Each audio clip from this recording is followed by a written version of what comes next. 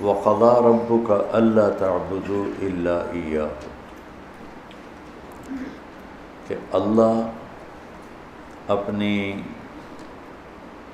اپنے لیے جو مطالبہ کر رہا ہے، جہاں والدین کا اور اللہ کا مطالبہ اکٹھا آتا ہے تو اللہ اپنا مطالبہ مختصر کر دیتا ہے، مختصر ایک جملہ۔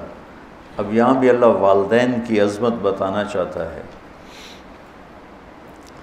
تو اپنا مطالبہ وَقَضَى رَبُّكَ أَلَّا تَعْبُدُوا إِلَّا إِيَّاهُ، میرا رب کہتا ہے بندگی صرف اللہ کی ہے۔ اس کے بعد اللہ نے والدین کے حق کو کیا خوبصورت بیان کیا ہے، سب سے زیادہ یہاں خوبصورت کر کے بیان کیا۔ وَبِالْوَالِدَيْنِ إِحْسَانًا، احسان کی بات پہلے ہو چکی ہے کہ والدین کی خدمت کا وہ مقام جس سے آگے کوئی مقام نہ ہو، وہاں تک۔ اس لیے ایک حدیث میں آتا ہے کہ اولاد ماں باپ کی خدمت کا حق ادا ہی نہیں کر سکتی۔ ایک آدمی نے عبداللہ بن عمر سے پوچھا کہ میں نے اپنی ماں کو وہ کندھے پہ بٹھا کے سارا حج کرایا پیدل، تو میں نے اپنی ماں کا حق ادا کر دیا؟ تو انہوں نے فرمایا وَلَا زَفْرَةً وَاحِدَةً، کہ تیری ماں نے تجھے پالتے ہوئے جو تھک تھک کے لمبے سانس، اس کو زفرہ کہتے ہیں، آواز کے ساتھ سانس لینا، کہ ابھی ایک سانس کا حق بھی ادا نہیں ہوا۔ اس کا مطلب یہ نہیں کوئی ایک اور حج کروائے گا تو ایک سانس کا حق ادا ہو جائے گا، یہ کہنے کا مطلب تھا کہ یہ حق ادا ہو نہیں سکتا۔ ایک شخص نے اپنی ماں کو ایران کا صوبہ خراسان، کچھ افغانستان میں کچھ ایران میں، یہاں سے کندھے پر پیدل گیا، ماں کو کندھے پہ بٹھا کر پیدل مکے پہنچا، حج کروا کے عبید اللہ بن عمیر رحمۃ اللہ علیہ سے پوچھنے لگا کہ میں نے ماں کو خراسان سے اٹھایا اور آ کر یہاں میں نے ان کو طواف کروایا، حج کروایا، تو کیا میں نے ماں کا حق ادا کر دیا؟ تو انہوں نے فرمایا وَلَا طَلْقَةً وَاحِدَةً، طلقہ کسے کہتے ہیں؟ لہر کو، جو درد کی لہر آتی ہے بچہ پیدا ہوتے ہوئے عورت کے اندر، جو درد، ان لہروں سے بچہ حرکت کرتا ہے، باہر آتا ہے، وہ درد اتنا شدید ہوتا ہے کہ عورتوں کی چیخیں نکلتی ہیں، اور وہ بعض کا 2 گھنٹے وہ دردیں چلتی ہیں، کئیوں کو پورا دن چلتی ہیں، کئیوں کو 2 دن چلتی ہیں، مختلف ہیں حالات کے لحاظ سے۔ تو وہ جو ایک درد آ کے تھوڑا وقفہ آتا ہے، اس درد کو طلقہ عربی میں کہتے ہیں۔ تو وہ انہوں نے فرمایا کہ ابھی اس ایک درد کی لہر کا حق بھی ادا نہیں ہوا۔ تو کیا مطلب ہے کہ وہ دوسرا پیدل کراتا تو ایک لہر کا ہو جاتا؟ یہ ناممکن کے ساتھ جوڑ کر، جس کو تعلیق بالمحال کہتے ہیں، کہ یہ والدین کا حق ادا ہو نہیں سکتا۔ ایک حدیث مجھے یاد آ رہی کہ آپ نے فرمایا کہ والد کے حق ادا کرنے کی ایک ہی شکل ہے کہ اسے غلام دیکھے تو خرید کے آزاد کر دے۔ اس میں بھی یہ اشارہ ہے کہ یہ حق ادا ہو ہی نہیں سکتا، چونکہ جو بھی اپنے باپ کو خریدے گا وہ خود بخود آزاد ہو جائے گا۔ تو وہ شرط لگائی جو ہو ہی نہیں سکتی، تو جب شرط نہیں ہو سکتی تو مشروط بھی نہیں ہو سکتا، نہ 9 من تیل جلے گا، نہ رادھا ناچے گی۔ تو یہ جب شرط نہیں ہے تو مشروط نہیں، جب وہ اپنے باپ کو آزاد کر ہی نہیں سکتا، خریدے گا تو خود ہی آزاد ہو جائے گا، تو لہٰذا باپ کا ماں کا حق ادا ہو ہی نہیں سکتا۔ لہٰذا جتنا اپنے آپ کو کھپا سکتے ہو کھپا لو۔ اما یبلغن عندک الکبر احدہما او کلاہما، اور خاص طور پر بڑھاپے کی عمر میں زیادہ محتاجی ہوتی اور زیادہ ماں باپ کو ضرورت ہوتی ہے، تو اللہ نے خاص طور پر اس عمر کا ذکر کر کے فرمایا کہ اما یبلغن عندک الکبر احدہما او کلاہما، جب یہ بڑھاپے میں آ جائیں، دونوں تیرے زندہ ہوں بڑی برکت ہے، ایک زندہ ہوں تو بھی بڑی برکت ہے، تو فلا تقل لہما اف ولا تنہرہما وقل لہما قولا کریما۔ کیا خوبصورت نصیحت کہ اپنے ماں باپ کے آگے بعض اوقات چڑھ کے بچہ کہتا ہے یہ بھی اللہ تعالیٰ کہتا ہے نہیں کرنی۔ آج کل کے ماں باپ بھی اولاد کے ہاتھوں ذلیل ہو رہے ہیں، دکھی ہو رہے ہیں، خاص طور پر زیادہ پڑھا لکھا طبقہ اور زیادہ ان پڑھ طبقہ دیہاتی۔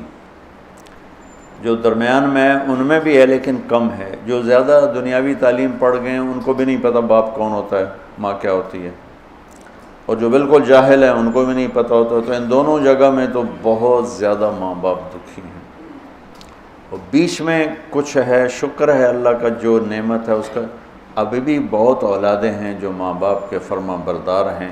اکثریت اس وقت ایسی ہو چکی ہے کہ ادنا صدیقہ و اقصی اباہ، باپ کو دھکا دیں گے دوست کو قریب کریں گے۔ تو اللہ تعالیٰ فرما رہا ہے کہ جب یہ بڑھاپے کا شکار ہوں تو ان کے آگے یہ اتنا بھی نہیں کرنا، اور نہ ہی کبھی ان کے ساتھ کوئی سخت بول بولنا ہے بدتمیزی کا۔ ولا تنہروا وقل لہما قولا کریما، تکلفاً محبت کا بول، نرمی کا بول، آسان لہجے میں ان کے ساتھ بات کرو، کہ کہیں بعض اوقات لہجہ بھی وہ علقمہ کی والدہ کو کیا گلا تھا بیٹے سے کہ میرا بیٹا نافرمان نہیں ہے، یہ اللہ کا بھی فرما بردار ہے اور میرا بھی کوئی ایسا گستاخ نہیں ہے، بس جب بات کرتا ہے تو اتنے سخت لہجے میں کرتا ہے کہ میرا کلیجہ کٹ گیا ہے، اس لیے میں اس سے ناراض ہوں۔ لہجے کی کاٹ آدمی کو مار دیتی ہے۔ وَاخْفِضْ لَهُمَا جَنَاحَ الذُّلِّ مِنَ الرَّحْمَةِ وَقُلْ رَبِّ ارْحَمْهُمَا كَمَا رَبَّيَانِي صَغِيرًا۔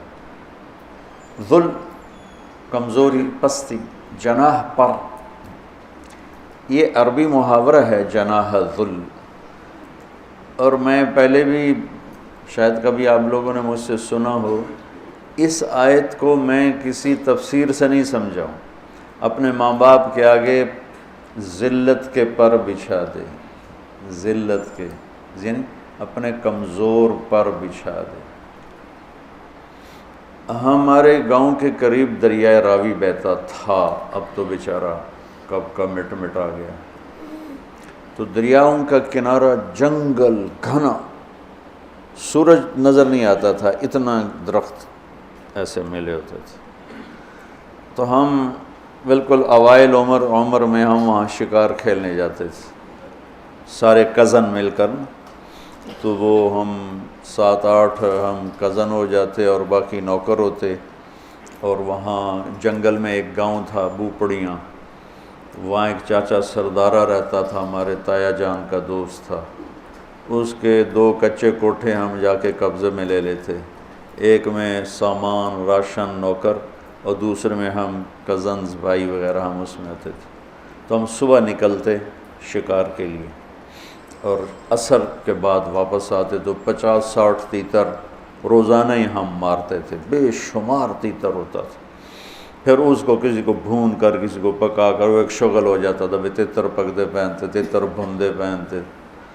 وہ جو چاچا سر جنگل میں چلتے چلتے فجوہ کھلی جگہ آ جاتی تھی، بالکل پلین، کچھ بھی نہیں وہاں، جیسے مطلب یہ ہال ہے نا، اتنی جگہ بالکل کھلی، اور دائیں بائیں اسی طرح گھنا جنگل، تو وہ جگہ ہوتی تھی شکار کی۔ چاچا سردارہ جو تھا مرحوم، وہ تیتری کی آواز نکال لیتا تھا، تو مادہ تے مذکر تھا، مردہ ہی مردہ، مادہ تے نر نے تو جانا ہی جانا۔ تو وہ چاچا وہ جھاڑیاں لے کر نا، جھاڑیوں کے وہ ٹہنیاں کاٹ کے کافی ساری، تو وہ میدان میں تھوڑا سا پیچھے ہو کے بیٹھ کے نا، جھاڑیوں کے پیچھے بیٹھ کے تیتری کی آواز نکالتا، آواز آ رہی؟ اب میں ویسے تو نہیں نکال رہا ہوں لیکن میری یادداشت میں یہی آواز ہے۔ تو اس آواز پر نہ ایسے تیتر مست ہو کے نکلتے تھے، وہ ایسے جگہ بھر جاتی تھی۔ تو وہ ہمارے پاس وہ بندوقیں ہوتی تھیں، کارتوس چھوٹا چھرا ہوتا تھا، تو ہم فائر مارتے تھے، ٹھا ٹھا ٹھا ٹھا ٹھا ٹھا، وہ اندھا دھند ہی فائر ہوتا تھا، تو جس کی زندگی باقی ہوتی تھی اس کو نہیں لگتا تھا، وہ اڑ جاتا تھا، اور جنہوں نے ہمارے مقدر میں ہونا تھا ان کو لگ جاتی تھی، تو وہ یوں اوپر جا کے نیچے گرتے تھے ایسے.